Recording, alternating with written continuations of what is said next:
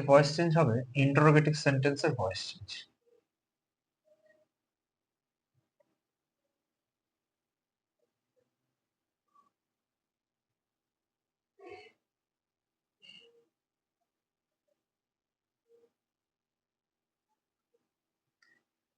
এই interrogative sentence কি না কি সব পেয়ে যাবে হচ্ছে ন্যারেশন, যখন আমরা ক্লাস করেছিলাম সেই ন্যারেশনে এই পুরো সিরিজটা পুরো ব্যাখ্যা দেওয়া আছে।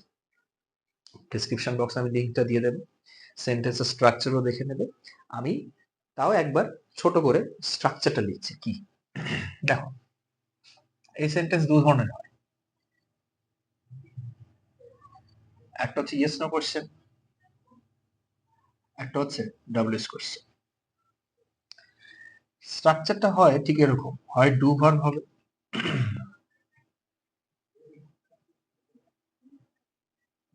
না হয় অক্সিলারি ভার্ব হবে, আর না হয় একটা মডেল ভার্ব হবে, প্লাস একটা সাবজেক্ট, প্লাস একটা মেইন ভার্ব, প্লাস হচ্ছে একটা অবজেক্ট। যেহেতু প্রশ্নবোধক বাক্য, তাই একটা প্রশ্নবোধক চিহ্ন। যে স্ট্রাকচারটা লিখছি সেটা হচ্ছে আমাদের ইয়েস নো কোশ্চেন স্ট্রাকচার। এর আগেই এটা হচ্ছে ডাব্লিউএস কোশ্চেন। এর আগে যদি আমরা কখন কোনো ডাব্লিউএইচ ফর্ম দিয়ে রাখি, সেটাই হচ্ছে আমাদের ডাব্লিউএস কোশ্চেন স্ট্রাকচার হলো। এগুলো ওই বললাম ন্যারেশন সিরিজটা সব দেয়া আছে। আমি তোমাকে একদম বেসিক থেকে করাচ্ছি, একটু টাইম নেব, কারণ এটা যদি না বুঝতে পারো শর্টকাট ওয়েতে ভয়েস চেঞ্জ তুমি করতে হবে। ধরো তোমাকে ভয়েস চেঞ্জ দিয়েছে ডু ইউ প্লে ফুটবল, এটার ভয়েস চেঞ্জ করতে বলেছে। তো দেখো, তুমি স্ট্রাকচার অনুযায়ী যখন তুমি ন্যারেশনটা দেখবে, তখন তুমি দেখবে ডু হচ্ছে প্রেজেন্ট টেন্সকে রিসেম্বলস করছে।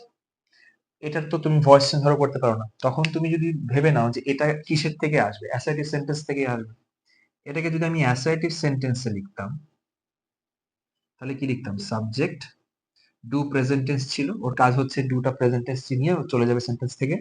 ভার্ব হচ্ছে কি? প্লে, বসালাম এখানে প্লে। ফুটবলটা হচ্ছে এখানে অবজেক্ট, ইউ প্লে ফুটবল। তুমি এবার এটার ভয়েস চেঞ্জ করো। অবজেক্ট হচ্ছে ফুটবল, প্লে মেইন ভার্বের ফার্স্ট ফর্ম, ফুটবল একটা অবজেক্ট মানে সিঙ্গুলার নাম্বার, ইজ প্রেজেন্ট টেন্সের জন্য। প্লে এর থার্ড ফর্ম হচ্ছে প্লেড, প্রিপোজিশন বাই, ইউ থাকলে ইউ। এটার ভয়েস চেঞ্জ কিন্তু এটা নয়, ঠিক আছে? এই ভয়েসটাকে এবার তুমি ইন্টারোগেটিভ সেন্টেন্সে কনভার্ট করো। বলবে কোত্থেকে করবো? দেখো, সেন্টেন্সে ডু ভার্ব থাকবে, অক্সিলারি ভার্ব থাকবে, নাম্বার ভার্ব থাকবে। অক্সিলারি ভার্ব আছে, সুতরাং ফার্স্টে বসো অক্সিলারি ভার্ব।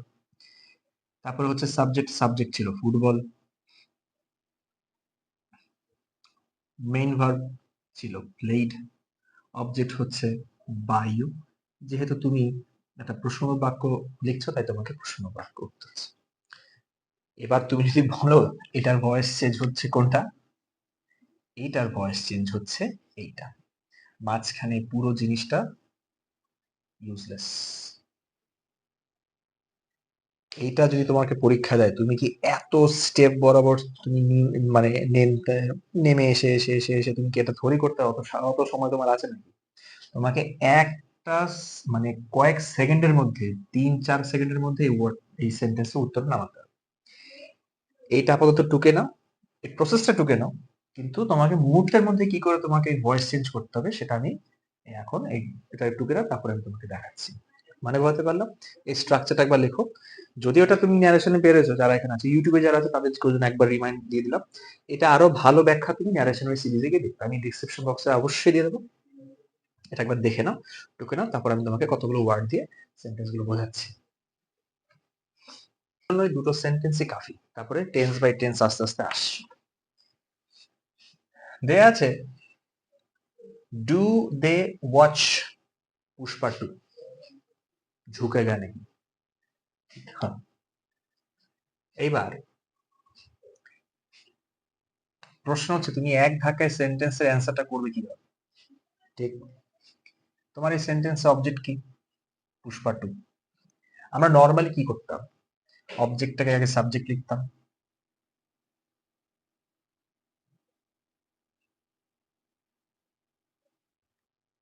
হলো, এরপরে কি বসাতাম? একটা auxiliary verb.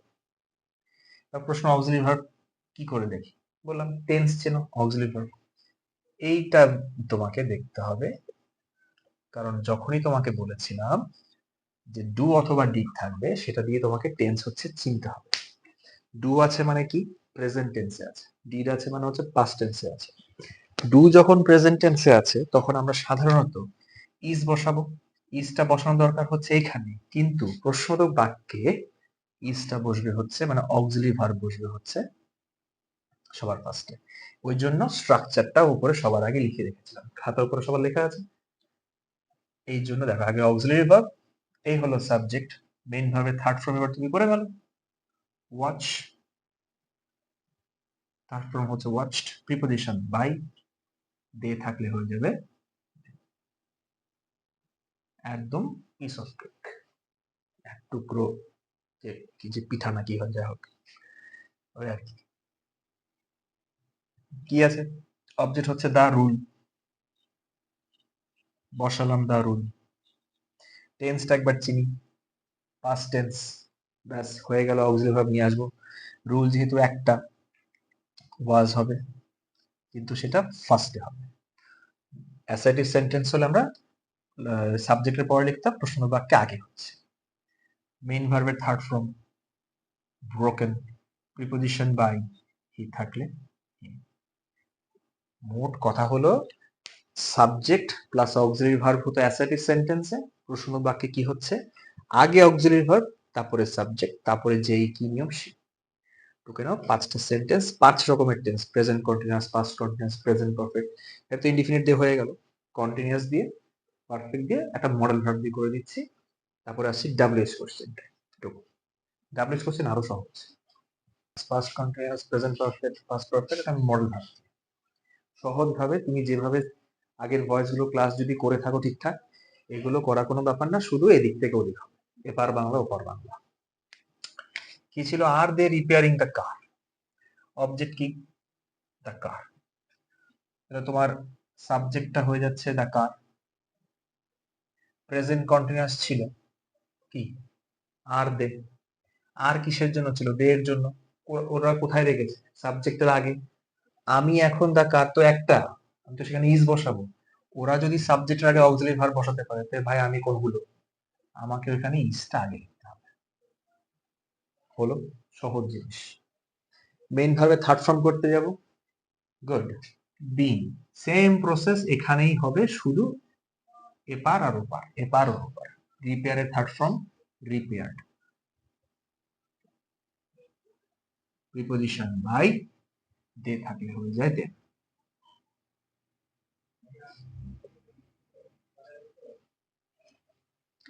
Was she breaking the rules, তাহলে সাবজেক্ট পেয়েছি হচ্ছে দ্য রুলস, মাথায় ঢুকিয়ে রাখো অনেকগুলো আছে। ওয়াজ বসেছিল শি এর জন্য, রুলস আমার কাছে অনেকগুলো, পাস্ট কন্টিনিউয়াস, তাহলে পাস্ট ওয়্যার হয়ে যাবে। মেইন ভার্বের সঙ্গে আইএনজি কাটো বিং দিয়ে। ব্রেকের third form broken, preposition by, she থাকলে হার।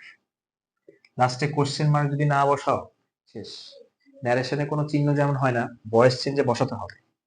হ্যাভ দে, আমার কাছে সাবজেক্ট হচ্ছে দ্য হাউস, তাহলে বসালাম দ্য হাউস। ওরা হ্যাভ রেখেছিল দে এর জন্য, আমার কাছে দ্য হাউস সিঙ্গুলার নাম্বার, আমি হ্যাজ লিখবো। অক্সিলারি ভার্ব বসাতে হবে, অক্সিলারি ভার্ব কি বসাবো? অ্যাম ইজ আর, তো সে তার বসতে পারছে না কারণ হ্যাজ বসে আছে, তখন কি বসবে? বি এর থার্ড ফর্ম বিন, গুড। আর মেইন ভাবে থার্ড ফর্ম দেখো ক্লিনড দেয়া আছে, বসালাম ক্লিনড, প্রিপোজিশন বাই, দে থাকলে then. Had Shamin cut the tree, দেখো এটা নিয়ে তো চাপ নেই, তো প্রথমেই তুমি হ্যাড বসিয়ে দাও, অবজেক্ট হচ্ছে the tree. Main verb, sorry, been বসালে, দেখো আমি নিজেই কিন্তু বলে যাচ্ছি, সুতরাং সাবধান কিন্তু এই বিন বসানো।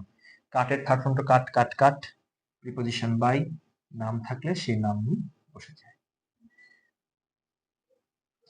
Will you sing the song, object হচ্ছে দ্য সং, তাহলে বসাচ্ছি। মডেল ভার্ব নিয়ে দুষ্টুমি করা যাবে না, ঠিক আছে, নাহলে দুষ্টু কোকিল হয়ে যাবে, কাহিনী কিন্তু শেষ। মডেল ভার্ব যখন কোনো বসে তার জন্য বি ভার্ব বসে। মেন ভার্বের third form sing, sang, sung, preposition by, object হচ্ছে you। এই কথাগুলো ইয়েস কোশ্চেন। এবার তুমি ভাবছো আর এই নতুন করে কি আর ডাব্লিউএইচ কোশ্চেন শিখবো? কিছুই নেই। তুমি দেখো, আমি নতুন করে আর বেশি ভিডিও বড় করছি না, আমি তোমাকে এখানেই ডাব্লিউএইচ কোশ্চেনটা এই সেন্টেন্সে বলে দিচ্ছি। এই যে 1 নাম্বার সেন্টেন্সটা ছিল, এটা একবার দেখে নাও, দেখে নিয়ে ইউটিউবে যারা আছো ভিডিওটা পজ করো, ঢুকে নাও, পরের পেজে লেখো ডাব্লিউএইচ কোশ্চেন। আমি এখান থেকে তোমাকে ডাব্লিউএইচ কোশ্চেনটা শিখিয়ে দিচ্ছি। এই সেন্টেন্সটা তোমাকে যখন ডাব্লিউএইচ কোশ্চেন দেবে, বললাম এটা ইয়েস নো কোশ্চেন, আগে একটা ডাব্লিউএইচ কোশ্চেন ফর্ম তৈরি করে দাও। তুমি এখানে ওয়েন বসাও, when are they repairing the cat, by chance আমি এটা বসালাম, তাহলে তুমি কি নতুন করে ভয়েস ধরে শিখবে? তোমার তো সময় আছে না। ওরা কি নিয়ে এসছে নতুন করে একটা ডাব্লিউএইচ কোশ্চেন, আর তো ডান দিক বাম দিক সব একই থাকছে, তুমি কি করবে? তোমার উত্তরে চালাকি করবে। যে ডাব্লিউএইচ কোশ্চেন থাকবে, ন্যারেশনের কথা ভাবো, কি করতাম, কমা ইনভার্ট কমাটা সেই ডাব্লিউএইচ কোশ্চেন দিয়ে বসাতাম, এরা সেই জিনিসটা করে। তোমাকে যদি বলে যে ওয়াজ শি বা breaking the rules, by chance তোমাকে এখানে 2 নম্বর সেন্টেন্সে এটা দিল হচ্ছে ডাব্লিউএইচ কোশ্চেন ওয়াই, তুমি কি করবে? ওই যে ওয়্যার দ্য রুলস, তখন তুমি প্রথমে কি বসাবে? Why were the rules. যদি 3 নম্বরের সেন্টেন্সে থাকে যে have they cleaned the house, ধরে নিচ্ছি বসালাম হচ্ছে ওয়েনই বসাচ্ছি, সব থেকে ভালো হয় ওয়েন, তুমি এখানে কি করবে? তুমিও এখানে ওয়েন বসাবে, বলো। এরকম যদি এখানে কোনো ডাব্লিউএইচ কোশ্চেন থাকে, এখানেও বাই চান্স এখানে কোনো ডাব্লিউএইচ কোশ্চেন দিল, তুমি এখানে সেই ডাব্লিউএইচ কোশ্চেনটা বসাবে।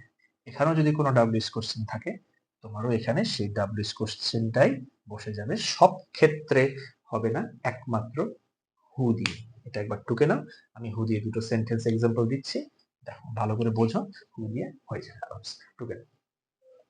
কোশ্চেন যেটা থাকে তো সেটা হয়তো বুঝেই গেলাম, কিন্তু একমাত্র ডাব্লিউএইচ কোশ্চেন হু, যখনই হু থাকে তখন তোমার সেই ডাব্লিউএইচ কোশ্চেন প্রথমে যে ঝামেলা সেটা হচ্ছে বাই হুম দিয়ে কাটিয়ে নাও। যদি বলো কেন, হু রোড গীতাঞ্জলি, কে গীতাঞ্জলি লিখেছে, তুমি যে লাস্টে বাই অমুক করবে, সেই হুই তো তুমি চেনো না, সেই সাবজেক্টটাই তো তুমি চেনো না, তাই সেই বাই ওই জিনিসটাকে কাটানোর জন্য ফার্স্ট আমরা কি লিখে ফেলি, বাই হুম।